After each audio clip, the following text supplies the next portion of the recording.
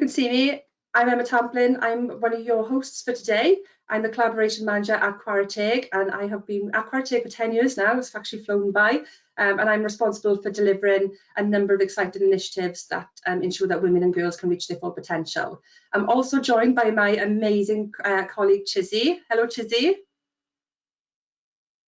Do you want to give us an introduction into what you do, Chizzy, at Chwarae? Yeah, I'm Chizzy Perry, and I'm the Policy and Communications Officer at Chwarae, and I sit in the Policy and Research team, doing a lot of work around influencing policy within Welsh Government. Thanks, Chizzy. And Chizzy has got the fun job tonight of asking all the really great questions. That's fab. Thank you for joining us, Chizzy. So Chwarae, for those of you who don't know who we are the leading gender equality charity here in Wales. And for 30 years now, we have been working to ensure that women can enter the workplace, develop skills and build rewarding careers. We have a vision of a Chwarae where every woman and girl is treated equally and is fully able to participate in the economy and in public and political life and live safe from violence and fear. At Chwarae, we deliver a number of initiatives that support girls and women across Wales. We also work closely with decision makers and government in Wales to ensure that our country is fair and inclusive for women and ensure that they have a platform for their voices to be heard. So Chwarae LeadHerShip, hopefully many of you have already heard about LeadHerShip already. It's actually growing in popularity all the time, and pre-pandemic it would be an opportunity for women to have role shadowing opportunities with senior female leaders across the sectors in Wales and beyond. And they would spend a day with the leader, find out what life is like in that position, how decisions are made. They would meet the team, they would go to events and meetings, and have one-to-one sort of mentoring with that leader as well. But the situation that we find ourselves in, we actually moved LeadHerShip online in the last 12 months, and it's worked really, really well. We're able to reach a wider audience as well, and also give a platform to a number of women all at once. So tonight, we know we're very lucky to have 3 guest speakers, which I'll tell you a bit more about shortly. Before we get started, I just want to run a quick poll just so we can gauge where you're coming from today, where you're joining us from in Wales. So I'm just launching a poll now. If you could take part, that would be fab, just to give us an idea of where you all are tonight.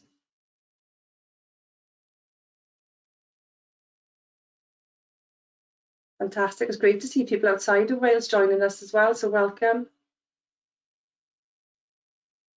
I actually love running these events online. We have such a wide reach now, we're quite restricted if we do live face-to-face events. So definitely, post-pandemic, we'll look at continuing the virtual as well as the face-to-face.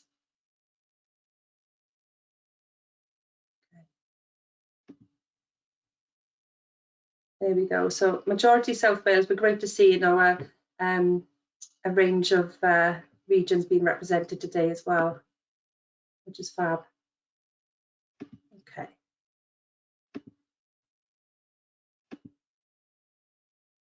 Okay.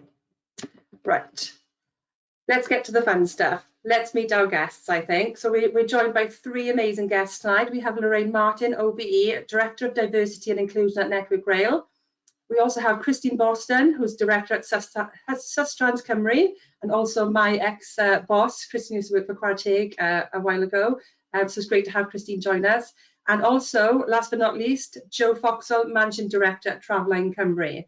So we're going to hear from these 3 amazing women. They're all leading the transport sector here in Wales, and we're going to hear about their career journeys. We're going to hear from them individually. They're going to share a 10-minute overview of their career journey to date.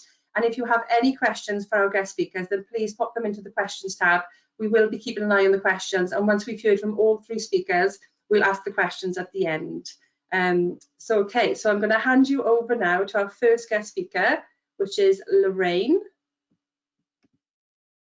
Hang on, Loraine. Right. You're on mute, Loraine.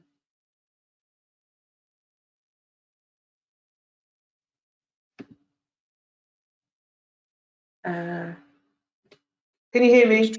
Yes, perfect. I can hear you now. Can you see me? Yeah, we can see you, Loraine. Over to you. Wonderful. Tell us your story. Thank you very much. Thank you very much, and good evening, everybody. Thank you, Emma, for that introduction, and good evening. I've got 10 minutes to give you a whistle-stop tour of all things Loraine Martins. So by way of introduction, I'm a Londoner. I was born in London, and my parents are from the Caribbean, and they came over as part of the Windrush generation, and they came really to, you know, make sure that their family would have the best possible start in life that they could. I'm from northwest London, so that would be Kilburn, and if any of you have been to London to get to Wales, you generally go to Paddington Station, and my secondary school was Paddington School. So northwest London, one of 3 kids. I was the first in my family to go to university, and I went to the University of Warwick. And I studied comparative American studies, and I was really interested in that because when I was at school, we didn't do anything to do with Black history. So I've always kind of been interested in Black history, and I studied comparative American studies because it looked at the Americas, it looked at the diaspora, so people from all over the world kind of landing in North America and South America. We learned the language, looked at Spanish, looked at the literature and economics and all things to do with the Americas. So I've always been fascinated with that. So in terms of my career, I think it's been a kind of founding issue, really, because I guess if you're interested in the Americas, you'll know much about the history of slavery, the history of the Native American people, and all of those things around diversity kind of were sort of nascent in my life. So how did I arrive in transport? Well, it's a kind of circuitous route. I worked on the construction of the Queen Elizabeth Olympic Park. So I joined there in 2007, I believe. Yes, 2007. Just as we had acquired the land in the East End of London to create the park. And that was really, for me, aside from the London 2012 games, it was a major regeneration project. And really that gave me access to infrastructure. And so the whole of the Olympic Park, we were responsible for the stadiums, the transport system, the green landscape of the park, and all of those things. Kind of that gave me an introduction really to transport and to construction. And my role at the on the Olympics was as head of diversity and inclusion and jobs and skills. And so really I was tasked with ensuring that local people benefited from the significant investment that was happening in the East End of London. Indeed, the East End was chosen because diverse communities were all on the wrong kind of indices of deprivation. So poor education results, high unemployment, poor health outcomes, all of those things were kind of quite prevalent in that area. So the Games was almost a way of trying to address that. And if any of you have been to London and have had an opportunity to get to see the park, then you'll appreciate the kind of legacy that actually is quite manifest there now. So having worked there with the chief exec, who was David Higgins, he then joined Network Rail. And when I finished working on the Games, I went and worked for myself for a little while, because I promised myself that I wouldn't work as hard as I'd worked in the construction of the Olympic Park, which was perfect because it was a beginning and a middle and the end, and it was a project, and you could really see what you wanted to do. So I went and worked for myself, and I did some work in South Africa. Worked with BP and an engineering company called Arup that was doing some regeneration work in South Africa, and Network Rail were one of my clients. And what had happened was there had been an independent review of their approach to diversity and inclusion, and the review was quite critical and came up with about 43 or so recommendations. And one of those recommendations was to set up a centre of expertise. And I liken my experience of getting into transport, or in particular Network Rail, was a bit like being made an offer I couldn't refuse. And it wasn't, as you know, I don't know if any of you watched The Godfather, it wasn't a dead horse's head in my bed. It was the opportunity to work at a fantastic organisation that spans across the country and work in transport. And so I became enamored with it. So that's how I kind of got into transport, through working on the Olympics and construction, understanding what infrastructure is like, and therefore I guess really prepped to work in Network Rail, which is an amazing organisation to work with. So what's kind of been my influences and my inspiration? I guess the things that I'm really, if I think about how I was raised, always social justice has always been a kind of key bedrock of all of the things that I want to do and want to be involved in. And it stems from a couple of things that I remember as a kid growing up in a primary school in northwest London. One was a campaign to have a wall knocked down, because the walls separated. In those days, you separated boys from girls and they couldn't play together. The boys had the bigger playground to play football and the girls did hopscotch, but I actually did like football, so I wanted to play with my brother. And there was this campaign really to knock the wall down, and we were successful. So I was buoyed by that sense of justice. And then the other campaign I remember as a kid, which will date me, is having milk taken away from us. Maggie Thatcher, the milk snatcher. These things kind of, on reflection, I can look back on them, but it is all about social justice, all about fairness, all about people getting their rights, and really tackling discrimination and things that are just unjust. So I've been raised really, really deeply in that context. In terms of role models, my mum, absolute role model. My mum was a midwife, and again grew up at a time when, particularly for Black people, really difficult to get jobs, difficult to get promotion. She was one of the key heads of one of the key activists in the Royal College of Midwifery. She was a community midwifery nurse. So you kind of grow up with that activism and understanding that you kind of need to battle to make things different. So my mum's been an absolute foundation and a role model for me. In terms of my job now, so I'm responsible really for our strategic approach to diversity and inclusion. We've got a 5-year strategy.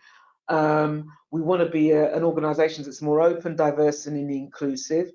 And it ranges from how we recruit, retain and develop people, through to the physical environment, how we make our trains, our stations more accessible to our passengers so they can travel as independently as possible, without any kind of barriers. So if you think of our rail infrastructure, it was designed in Victorian times. It wasn't designed for the breadth and depth of use that we have now. It wasn't designed to have Wi-Fi or for wheelchair users or people with hearing impairments. So really the task in terms of diversity and inclusion is really about how do we make sure that we can both represent all of the diverse communities that we serve, but also make sure that we're delivering and responding appropriately and giving a first-class service to our passengers as we put them first. So it's I've said that in a really short time, but it's a really exciting role, and there's lots of stuff that we do in terms of trying to influence our industry, doing lots of work around collaboration. All of those things are really important.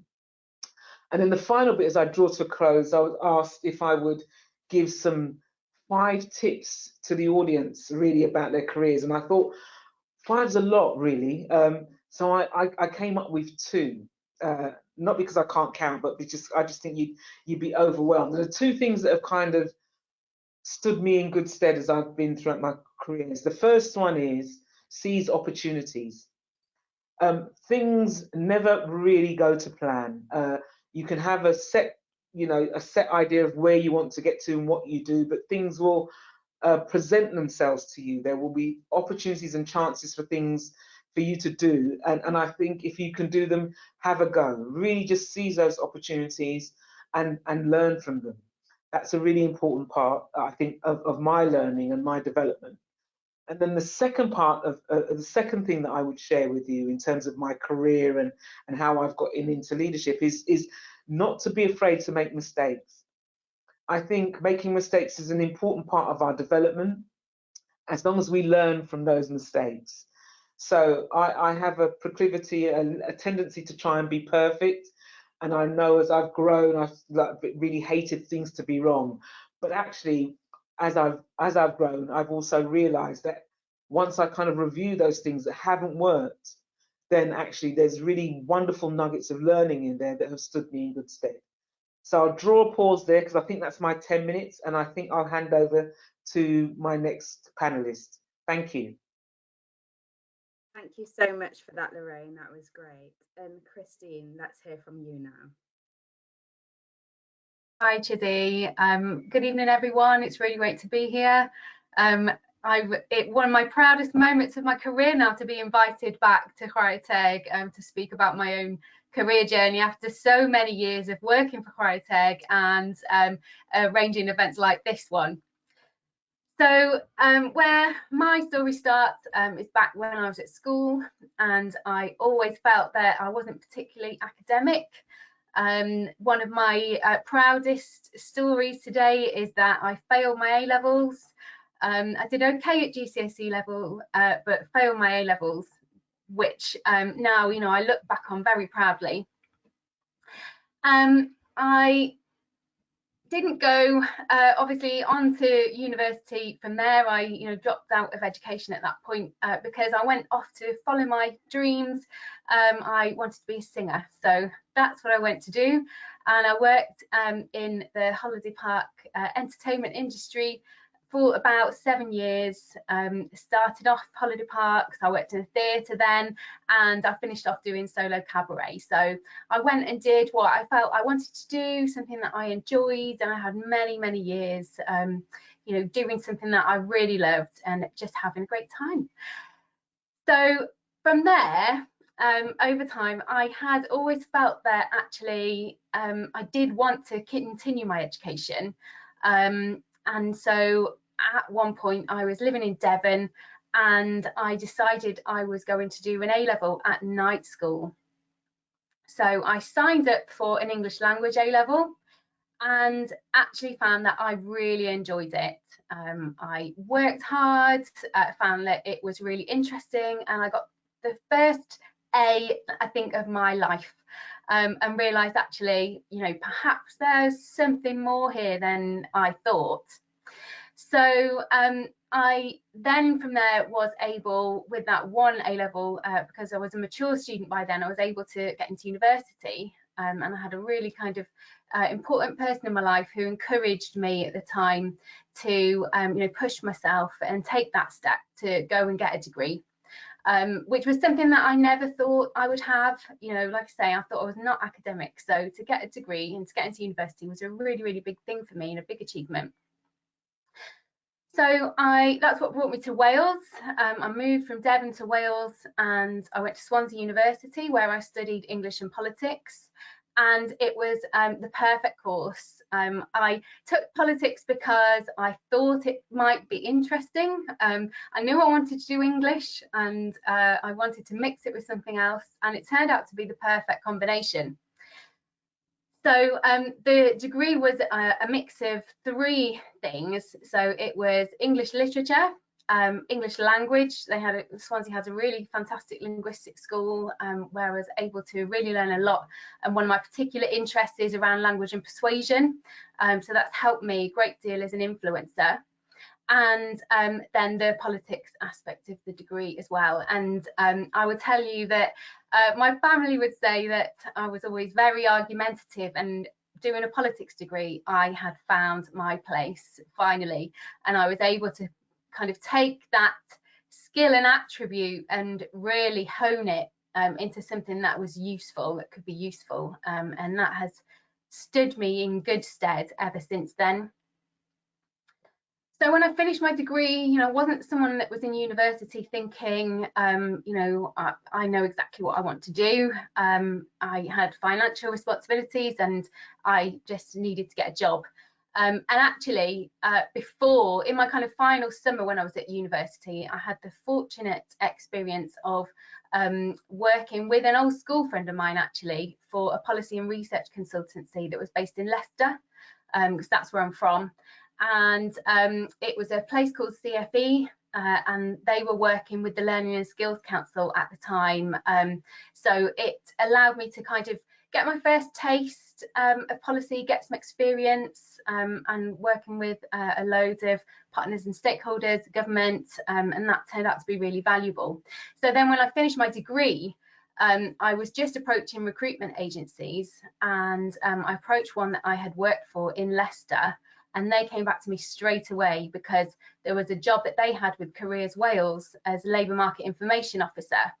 And it was a really good fit for my previous experience. So I went off to work for Careers Wales for a while. I was there for about 18 months, and there was another role came up during my time there. There was a promotion available, a management role, and my director was really keen that I went for this role. Now, at first, what they didn't realise was when it first came up, I was on probation. So actually, their policy was that I wasn't able to, and they hadn't realised. So what they weren't able to fill it at that point. So, and then they discovered what the problem had been, and they had to re-advertise, and I was able to apply. Now, interestingly, I still didn't get the job. It was, you know, it was just my kind of first time into sort of formal types of interviews. I hadn't had that kind of background before, and so you know, there was someone else who interviewed better and was able to secure the role. But what came of that was I had a really important, pivotal conversation where my boss said to me, actually, you know, whilst, you know, I think there are opportunities for you here, I think you need to start looking elsewhere now. You know, we can't change the role for you, you know, this is the role, but you're capable of more, you need to look to do something different. And I'd heard of Crowtag through the work that we were doing, because Careers Wales had worked very closely with Crowtag on a number of programmes. And then it just so happened that a role of Policy and Information Officer came up. So that was back in 2009, and I really wanted this job. I've had two interests throughout my life. One has been women's rights and gender equality. I've been a women's rights campaigner since I was about 7. And the other has been environment and sustainability, and particularly sustainable transport. So the Crowtag role was perfect for me. So I applied, I had an interview, and I was successful in securing the role. And I didn't look back from there. I was with Crowtag for about 6 years. I started off, I was the only person in the team. I joined as the policy officer, as I've said, and I was able to work my way up, grow the team. And when I left in about 2015, I left as policy and research lead, and I'd grown the team to about 5 members of staff by that time.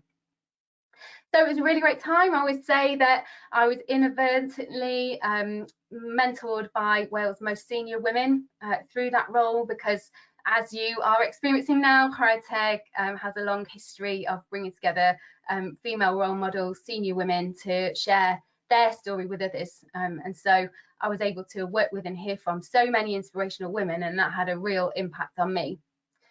The other thing I learned when I was there was the importance and the value of having a trustee role. So I was a founding trustee of the Women's Equality Network, WEN Wales, and served a 3-year term as a trustee there. And when that term came to an end, I was invited to put myself forward for the board of the Ramblers. So that's Ramblers Great Britain. And I was successful. I did a 3-year term there, and I served 2 years as vice chair. And I think that if you're able to get trustee experience, you know, it's a really important part of your CV, and a really good way of getting strategic level experience to help you progress your career.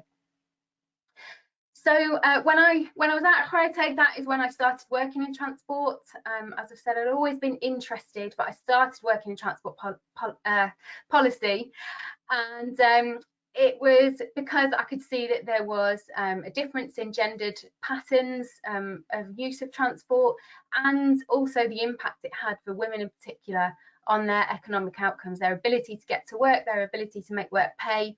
And from there, I developed a campaign with a colleague at Sustrans at the time on part-time season tickets for rail travel, and we had some success with that, and as a result Arriva Trains Wales piloted flexible tickets on the Valleys line, and then you can see it in the Carnet ticket, which is available now, which means that part-time workers, mostly women, can benefit from savings in their travel, regardless if they're not travelling sort of on a full-time basis. From there, I kind of continued my interest in transport policy. I joined Cardiff Council and was able to do some work with the transport team there. And then I secured the role of director for the Community Transport Association, responsible for strategy and operations for Wales. I think just before there, actually, I had an interview with Sustrans for the Sustrans Cymru director role. So that was about 4 years ago now, and before I secured the role with CTA. I wasn't successful that time, but you know what I've always done throughout my career, and I really advise, is to get the feedback. You know, take the feedback on board, do what you can to continue developing your experience and skills, and then try again. So 4 years later, I was approached again by colleagues at Sustrans, and you know, told that this role was coming up again and that it would be, you know, worthwhile putting myself forward. And so second attempt, I managed to achieve one of my dream roles, and so that's where I am now. And then I'm just going to finish off with my top tips. So they are kind of quite aspirational tips, and I have some practical ones as well, so if anyone wants to ask that, please do that later. But my 5 top tips are to do what inspires you. I think that's really important. Work hard at it and never give up. Know where you're going, keep learning, and stay true to your values. And I think if you do those things, and you know, you keep listening, you keep learning, then you will succeed.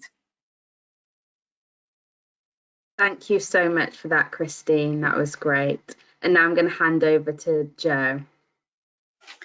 Thank you very much for having me. Good evening, everybody. It's a real pleasure to be here. I've been honoured to be asked to speak. So a little bit about me. So I am a self-confessed chatterbox. I love to talk. I love to talk leadership. I love to talk about transport. And I've always loved people. I am quite a creative individual, so writing and art were my passions while I was in school. And I wanted to incorporate that in my kind of further education. So I went on to Swansea University as well, and did media. I had no idea what I wanted to do as a career, but it was a really interesting course, and I learned a lot about the various elements of the media. But when I came out of that, I didn't feel like I was qualified to actually do a job. So I took a year out, worked, earned a bit of money, had a bit of fun, and decided to do a postgrad in magazine journalism in Cardiff University. Really, really interesting course, learned a lot about politics and people and the law around media, and kind of started to look at my options in terms of a career. It seemed at that point that to succeed as a journalist, the best thing you needed to do was move to London. And I was very happy and settled where I was. So I took a graduate apprentice role working in a marketing agency, doing marketing and PR. And I learned a lot more about kind of marketing and working kind of agency side and working with lots of different brands, which was really interesting. So once I completed that apprenticeship, I saw a job advertised through Go Wales, which was a graduate scheme with Traveline Cymru as a marketing assistant. It was a newly created role. This was in 2004, and it was about how to promote the use of the Traveline services to get information to make journeys by public transport. So I started in 2004, as I said, as the marketing assistant, and I've been there ever since. So through that role, I found transport and the users of public transport to be really, really interesting, an emotive topic. Being able to make your journey to work, to visit friends and family, to healthcare appointments, shopping, all of those things that people need to do in everyday life. You know, and depending on public transport to do that, it is quite an emotive topic. So I found that really interesting. So I worked my way up through the organisation. I pride myself on the fact that I've done a lot of the roles within the organisation. So I have been project manager looking at the personalised journey planning project that we ran. I was the marketing manager working on various campaigns to promote the use of the Traveline services, and we had some really high profile campaigns such as Traveline Heroes, which is something I'm really proud of, a campaign around you know, everyday heroes using public transport to do the things that they need to do. And then after a very long time of trying, I fell pregnant with twins. My twins are now 7. And I went off on maternity leave for a year. They were born at 28 weeks. It was quite a stressful time. They were in hospital for 6 weeks in special care, just needing to grow. But they're fine. They're absolutely healthy and happy and you know, as mental as 7-year-olds can be. But when I returned to work, I had kind of a different mindset. I wanted to do something different. I really enjoyed my role at Traveline and I wasn't looking to change, but I wanted to do something extra. And I kind of echo what Christine said about becoming a trustee. So at that point, I looked around at the options available to become a trustee, to kind of give something back, I guess. A bit cliche, but I think becoming a parent and through such a traumatic time really changed how I thought about things. So I, at that point, became a trustee for Welsh bereavement charity To Wish Upon a Star. So that was in 2014, and I've been a trustee of the charity ever since, and I'm now the chair of the board of trustees. It's a wonderful charity. We work with families and communities that are impacted by the sudden death of a child, and honestly, it's been one of the most rewarding things that I've ever done. Rian Mannings, who's our CEO, is very inspirational. You know, through her own tragedy, created a charity that's supporting families. And yeah, absolutely, if you want to get strategic experience and you want to give something back, I would definitely recommend becoming a trustee. So I continued being the marketing manager and doing what I did and being a trustee. And then the opportunity arose in 2016 to become the managing director of the organisation. It was a big step. I had very young children, and it was a bit of a leap of faith. I think I would be the first to admit that I suffered from imposter syndrome. You know, could I do it? Would I be good at it? Am I strong enough? Both mentally, but also in terms of my leadership style, would I be strong enough? And so I worked with a coach at the time to kind of get past that imposter syndrome. And I know so many women that have suffered from that in their career progression, and you know, it's such a real thing. And I would absolutely recommend anybody working with a coach to move past that, because what my coach helped me see was that I didn't need to be like somebody else to be a good leader. I could just be who I was, and that I had strength in that. I also worked with a mentor, Dr. Victoria Winkler, who is director of the Bevan Foundation, which is a Welsh think tank that focuses on solutions for poverty and inequality and injustice in Wales. Victoria is hugely knowledgeable in her field, but also in terms of travel and transport. She's so passionate about everything that she does, and she also juggles life as a working mum with caring responsibility. So she was hugely inspirational to me. Really gave me some practical tips about how to kind of juggle life as a working mum and with a big job. So in 2017, I took on the role as managing director, and I haven't looked back. There are no 2 days that are the same doing the job that I do. I lead the business strategically. So I develop the annual business plan. I lead the senior leadership team, and I manage to the 2 sites of the organisation, so Cardiff and we have a contact centre based in North Wales. The organisation is PTI Cymru. Traveline Cymru is the service that we offer through the website, the telephone and the apps, but it's a much broader organisation. So we have a commercial contact centre, we have various commercial contracts that we handle, from Transport for Wales rail services through to the National Eisteddfod, through to Cadw and all in between. Again, really interesting being involved in those different kind of different organisations. So I'm involved in developing the business's roadmap, so in terms of the service that we offer to the public on the Traveline side, and I like to consider myself as a bit of a customer champion. So through my marketing role, I've been very close to the customer. The marketing team look after customer feedback, so we're continually developing the service.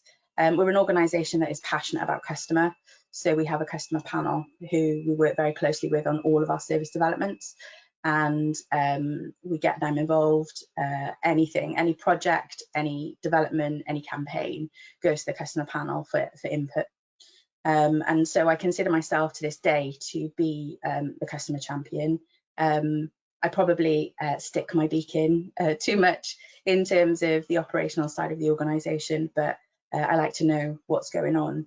And I am passionate about the provision of information and the role that it plays in terms of giving individuals the tools that they need to make journey choices, to consider changing their modes, and using the various services that we offer to help them do that. So I was also asked my top 5 tips. My first, I think, would be to be authentic and to be yourself. As I've said, I suffered from imposter syndrome, and I was worried that I wasn't going to be aggressive enough in terms of a leader.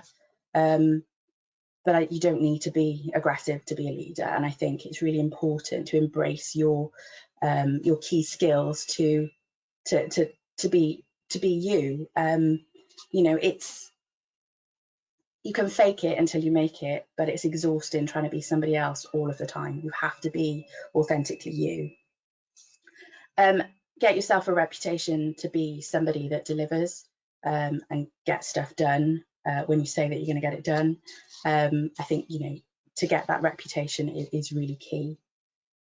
Build your network. So events like this are great to meet and hear from other inspirational people about the different things that they've done to make a success, and building those relationships and meeting new people has been really helpful. And also, if you go to an event and you hear somebody speak really well, or you're at a meeting and somebody has a really great idea, don't be afraid to tell them that you think that they're great. It's really nice to hear that, and that's a real boost to other people. It's all about lifting other people up, isn't it? Again, I can't stress enough the importance of working with a mentor or a coach, or both. If you're having confidence issues, really helpful to grow and develop. And work hard on balance. I mean, this last 12 months have been such a challenging year for everybody. Workloads have been off the scale, and I think when we've been working from home, that balance between work and home life has become really blurred. And I think it's really, really important to try and kind of build some balance for your own sanity. You know, don't be sitting down at midnight and sending emails. It's not good for you, and it's not a good message to send your colleagues as well, that it's appropriate to be doing that. You know, you really just need to get that balance. In terms of who inspires me, so like Loraine, my mum, hugely inspirational to me. She was also a woman working in a male-dominated industry. She was a chemist working in the pharmaceuticals industry. And she always taught me that you can do anything you want in life as long as you work hard. My dad, also really inspirational. He has always been really passionate about leadership and development, and really instilled in me a kind of love of learning. And I like to think I never stopped learning. And my kids, as I've said, you know, they were born at 28 weeks. They were born fighting. They have just every day, they wow me with how they grow and learn. And, you know, everything I do for my family. So, yeah, so that's me. Thanks, Chizzy. Thank you so much for that, Jo. That was really, really great. So if I could just invite all of the panelists back to turn their cameras on, and we've just got a selection of questions that we'd love to ask you. And also I'd really welcome everyone listening in today to submit some questions via the question box. We'd really love to hear from you. So I'll just kick off some of the questions now. And if we start with Loraine, I wanted to ask you, what is the best part of your job? Oh my word. I've got to say the people. I mean, I working in an organisation, we've got something like 44,000 employees, and the day job is to transport people and goods from A to B safely. And it's a phenomenal feat that we're achieving on a daily basis against all odds in unsalubrious, you know, conditions. And I'm surrounded by fantastic people that really just love what they're doing. So the best bit of my job is meeting the people that do the real work. Yeah, so that's what's great about my job. That's really great to hear. What about you, Christine? Thanks, Chizzy. Yeah, the people is definitely key, and I enjoy working with all my colleagues across the UK. That's fantastic. But I think the best part for me is the difference that we make for people's lives. So we've recently had a competition called the Big Pedal. So my Twitter feed has been full of smiling, happy children who have been walking, cycling and scooting to school. So that has been amazing. Yesterday, I was out with some volunteers in North East Wales, seeing the things that they have been working on and the difference that the volunteering makes for them, but also seeing users on the National Cycle Network, you know, cycling past, walking past. Someone was out doing their physio, and so yeah, the difference that we make for other people, and the way they can sort of, you know, enjoy being outside, traveling actively, and the difference it makes for them. That's really good to hear. And Jo? I would absolutely have to echo what Loraine said about people. I work with such a committed and passionate team. As I've said, you know, this last 12 months has been a real challenge for everybody, but particularly the transport industry. And not once has anybody doubted any decisions that have been made or complained. You know, everybody has just got it done and continue to deliver such a high level of service. So I've had, my marketing manager is going to kill me, but I've had a sneak peek at our customer satisfaction results this week, and our contact centre are reporting a 98% customer satisfaction this year, which is phenomenal given the challenges that have been faced. So always been proud of my team, but this last year they've just blown me out of the park. Amazing. That's all really, really great answers. And sticking with you then, Jo, you mentioned it a bit in your intro, but I was just wondering, what kind of challenges have you faced in your career and how have you overcome those challenges? So challenges, definitely the imposter syndrome piece. I think you know, questioning whether I was going to be able to do it all, and you know, definitely working with people, and I guess getting more confident about your leadership style and who you are. That really helps. And you know, I think Jacinda Ardern is one of my role models. She has just been amazing in this last 12 months, how she's led her country through a pandemic. I think there's a lot to be learned from her. But she, at the beginning of her career, was told that she needed to be tougher and more aggressive, and that absolutely isn't the case. That certainly isn't the case in this day and age. You know, you need to lead people with empathy. You know, this, as I say, this last 12 months has been a huge challenge. There were times where, you know, we were thinking, will we survive as an organisation on the other side of this? And the only way to handle it is by leading with empathy and with a people first approach. So yeah, I think that whole empathy piece is so important. I really like that. I'll definitely be remembering that. It's a really great line. Lead in with empathy. Thank you for that. And Christine, what would you say your biggest challenges have been in your career?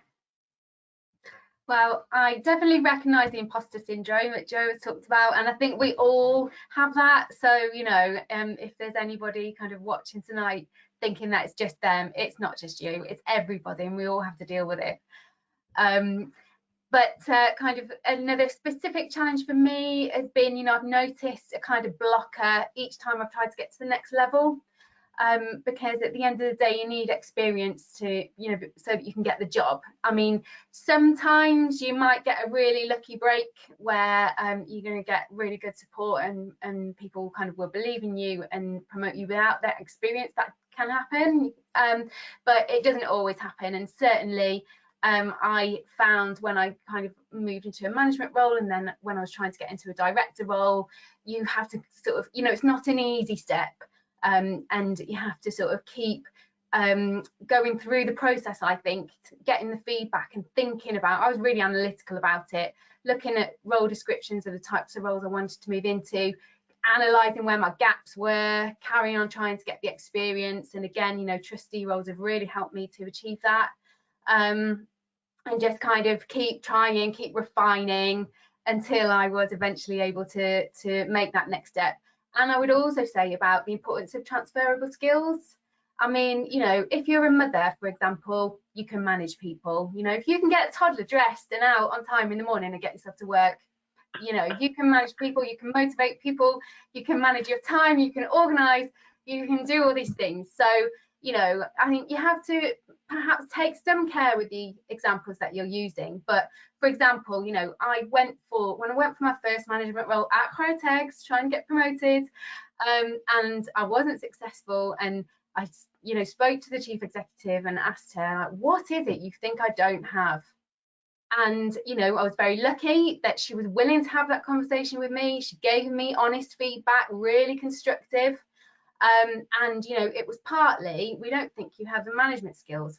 I had management skills. I'd managed people before, but in a Christmas grotto. And, you know, I'd done that for years. I didn't really feel like that was the experience I wanted to talk about. But I thought, well, look, you know, that's the experience I have. That's what I'm going to have to use. And I did, and was successful. And there was no interview. That was another situation where they had to go through the recruitment process twice. And the first time I wasn't shortlisted. The second time they didn't interview because they said she was determined she wasn't going to appoint someone who wasn't better than me. So she said, look, you were the best candidate. Well done. Have the job.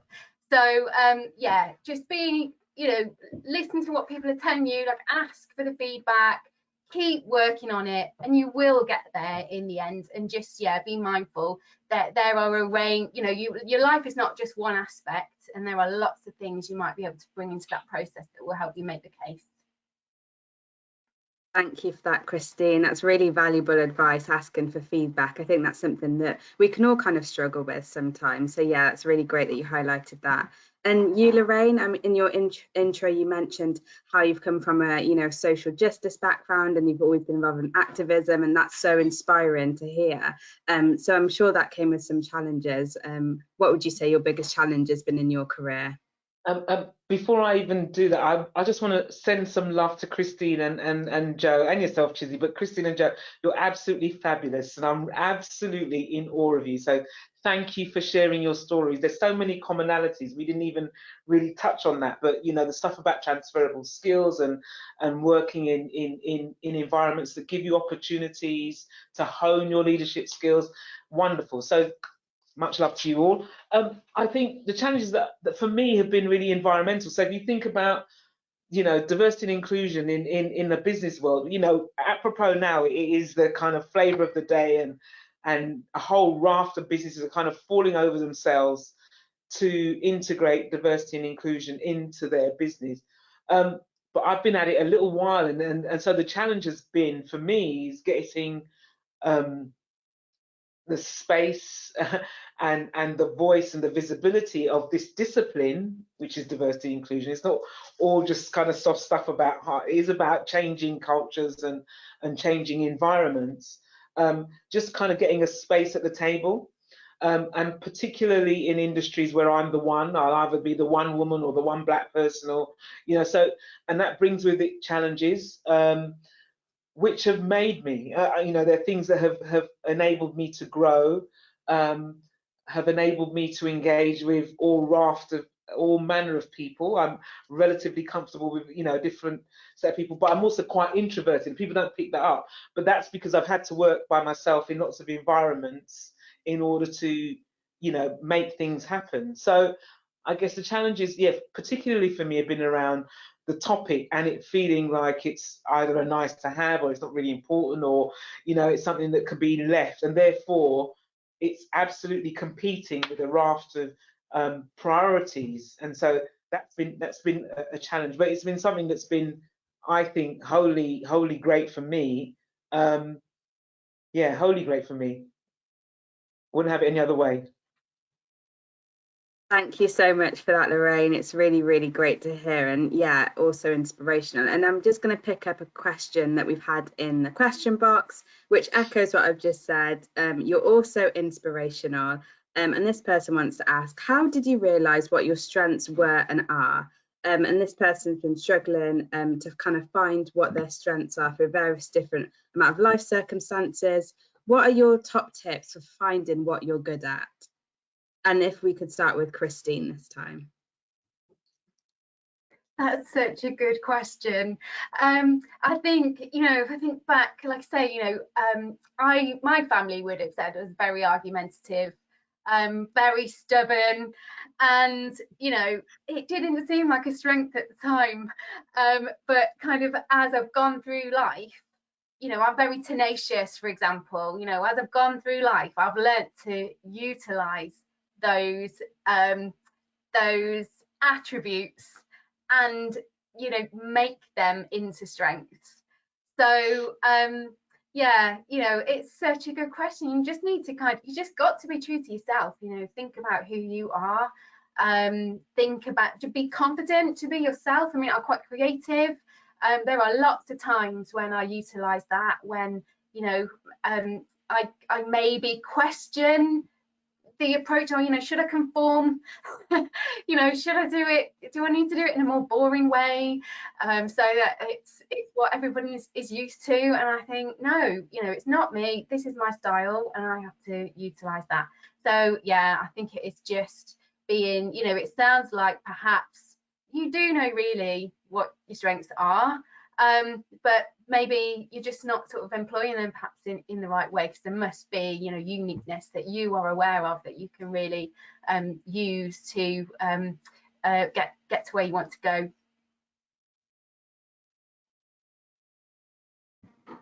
That's great. Really, really good advice. Joe, we'll come to you next. Ask the people that love you and ask them to be honest with you about what they think about you. What are the key things that stand out about you? Because it's like I've said, and like Christine has said, to be authentic is the most important thing. it's exhausting to try and be somebody else all day, every day. And it'll in the end just make you miserable. So yeah, ask those people that love you, what stands out about me? What do you think of when you think of me? Your best friend, your partner, your mum, like what do they think of you? And I think about the things that they would say about me are all of the things that I really tap into as a leader. So yeah, that would be my advice. That's really strong practical advice. Thank you for that, Jo. And Loraine, what advice would you kind of give for finding what your strengths are? I think be kind to yourself. I think sometimes we're our harshest critics, and we kind of know, you know, we kind of amplify the things that we know we're less confident in, rather than amplify the things that we actually are more confident in and more competent in. So start by being a bit kinder to yourself, actually, and that gives you then confidence and more capacity to be comfortable in your own skin, and that gives you space then for your skills and your different attributes to shine. But just own them, be comfortable with them, and that's not easy for us as women. Both Christine and Jo have talked about environments that kind of want you to be a particular way, and how you have to be sufficiently resilient in order to be yourself. So that's the bit that gives you, as I said, the space to be whatever it is you want to be. Then go for it. Thank you for that, Loraine. Also really great advice. I'm loving this. I mean, it's just so many good practical tips that I'm really taking in as well. So I've got another question from the audience, and if we stick with you, Loraine, all of you have kind of mentioned, you know, how mentors have helped you in your career. This person would like to ask, how would you go about finding a mentor within the South Wales area? Are you starting with, just going, yeah, or just, you know, how would you go about finding their mentor in general, I guess? So I know how people have kind of tapped into me. LinkedIn has been a real source. People kind of look at your profile and approach you, and kind of think about, look at the people around you, or that you kind of aspire to, and approach them. I think I can say that it's really straightforward to say, but I know it's not always easy to do. But what I've noticed, and people who are fairly confident, they kind of just approach people and say, would you like to be my mentor? And it is as simple as that. And don't worry whether people say no, because everybody has a right to say no. But actually, in your asking, you're having a conversation with somebody about what it is that you would want, what you potentially see in them in terms of the attributes that they have that you want to understand more about and grow from. So for me, if you know, it's about asking and not being afraid to ask. And don't worry if people say no, because somebody else at some stage will say yes. Thank you for that, Loraine. And we're going to go to the next question now, because I feel like that was, you know, really well answered. And this question is specifically for Jo. And what are your top tips for dealing with imposter syndrome, as this person's asked a question, feels that, you know, it's something that's really holding them back within their career? So what would your top tips be for overcoming that? I think definitely working with a coach. So that might need to be a paid for relationship, but they will set you tasks to kind of help you unpick that and work through it. I think my imposter syndrome perhaps came from people telling me that I couldn't. Don't surround yourself with people that tell you that you can't. Surround yourself with people that tell you that you can. That's really, really important. You don't need that negativity.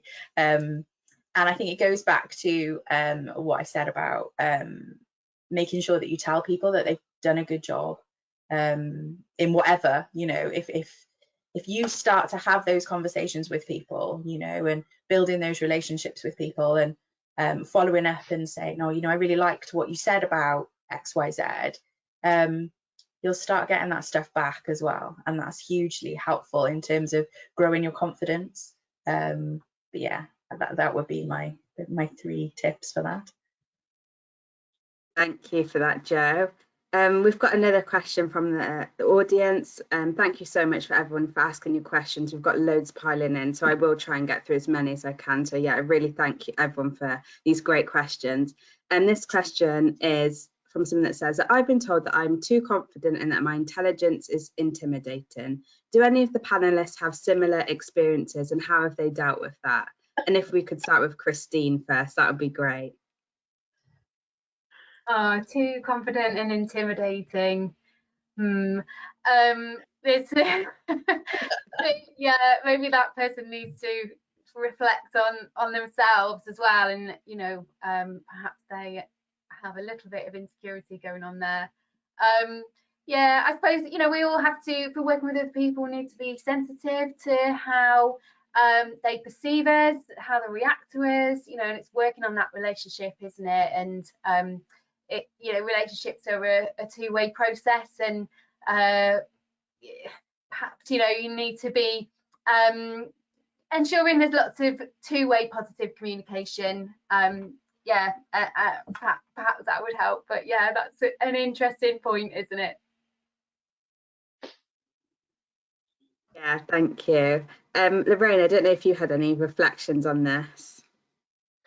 Yeah, I never understand that. I don't know what that means. How can you be too intelligent? And it's just, it would just baffle me. So I think be baffled and move on. I think Joe gave a really good example of how to manage that, which is to surround yourself with people who can cope with your intelligence. That's what's more important, not for you to dumb down what you want to do or diminish your ambitions or diminish yourself because somebody else is not comfortable. I don't think that to me is a really healthy environment for you as an individual.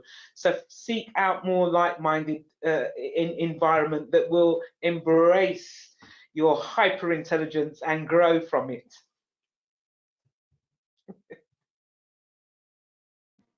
That's really, really good advice. Thank you, Loraine. And Joe? I haven't really got anything else to add. I'm just quite dumbfounded by that. Can you ever imagine a man being described as too confident or too intelligent? It just wouldn't happen, would it? Yeah, I would just yeah, just put that in your back pocket and forget about it, because it's silly. Great, thank you for all of that. And I've got a question from us at Quarry Tag, and all of you are, you know, really well accomplished women in your careers, and you've all spoke about the amazing, incredible things that you've done so far. We would just be interested to know about if you have any specific career goals for the future. And if we start with, actually, we'll stay with you, Joe. I mean, for me, the kind of more immediate goals are to continue to navigate the organisation through the pandemic. It is a continuing challenging time. We are, you know, still trying to encourage more people to have confidence in getting back out onto public transport.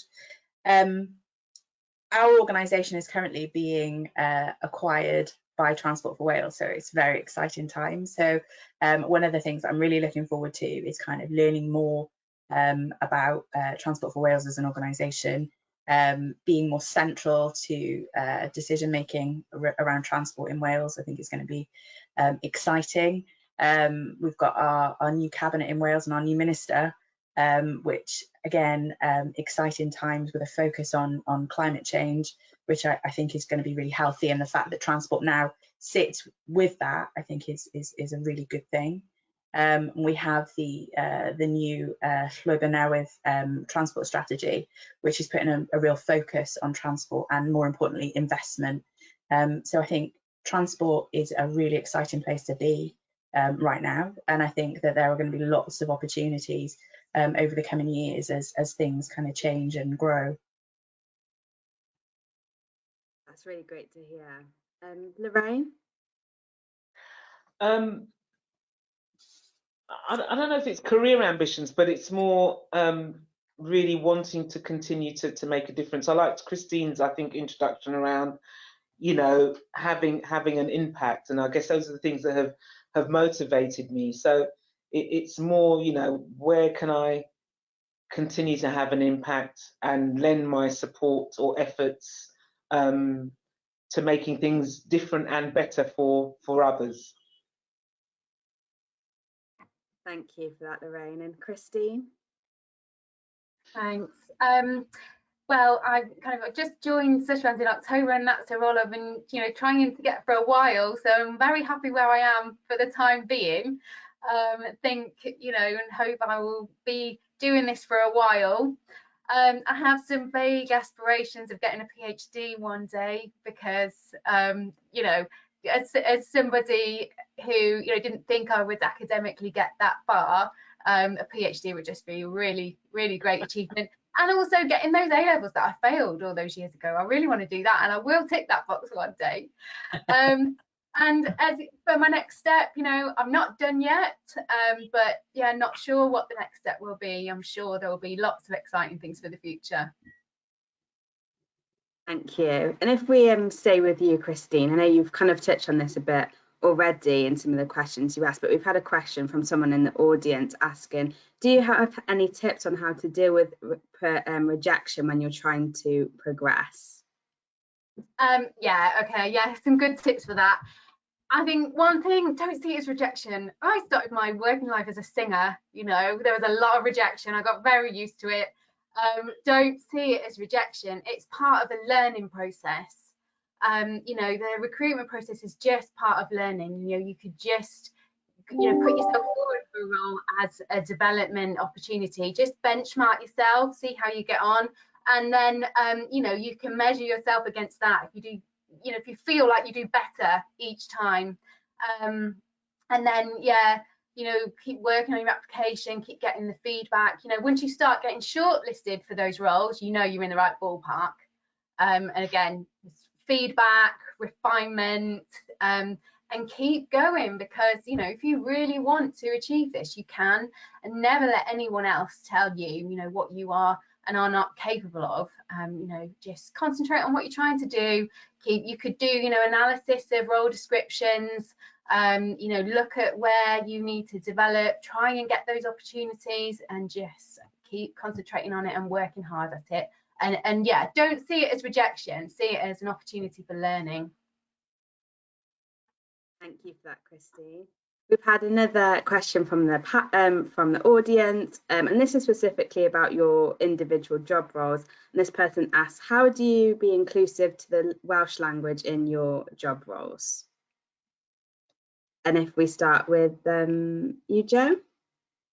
So we're a fully bilingual organisation. As we're funded by Welsh Government, that is a requirement. And actually, because I've worked most of my career in this organisation, it's just a natural thing. I just assume that everybody has to be like it. So the majority of our team are Welsh language first. So it's something that we always have to take into consideration with our comms and with everything that we do. So yeah, it was definitely not a box tick exercise for us. It is like core to our organisation, the Welsh language. Well, thank you for that, Jo. And if we go to you, Loraine, I've got a question. Is what in your career are you most proud of? Oh.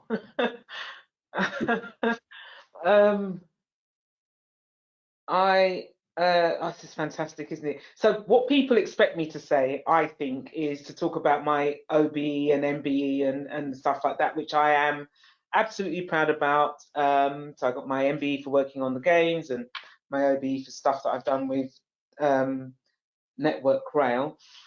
I do think, though, what I'm proudest of are the kind of little moments when people come up to me and say, as a consequence of this, my life is better, or working here is better, or actually things are changing and they're getting improvement. So there are really small moments which pop up generally when I'm thinking, oh my God, this is so hard. Why do I want to do this?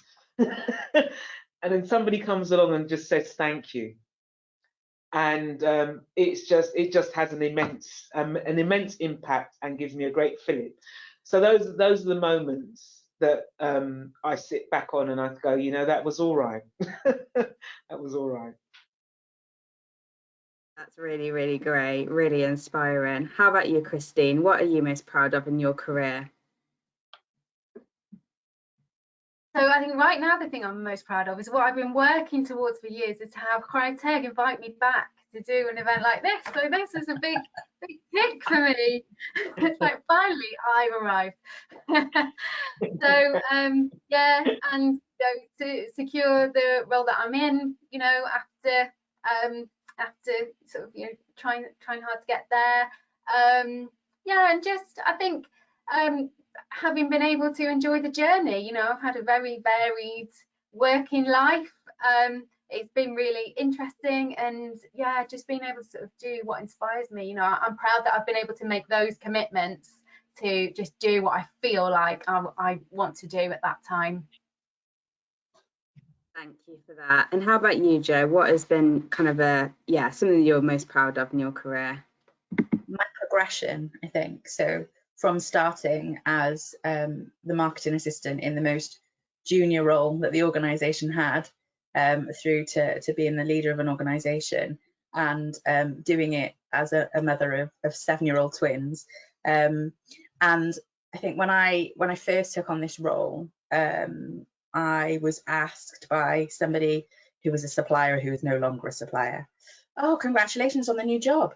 How are you going to manage that with twins?" I was like, "You come and run my household. This job is a breeze compared to that."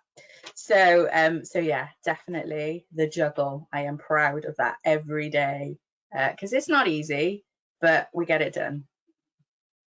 That's amazing. Really good to hear. And again, I don't think anyone would be asking a man that question. So yeah, crazy.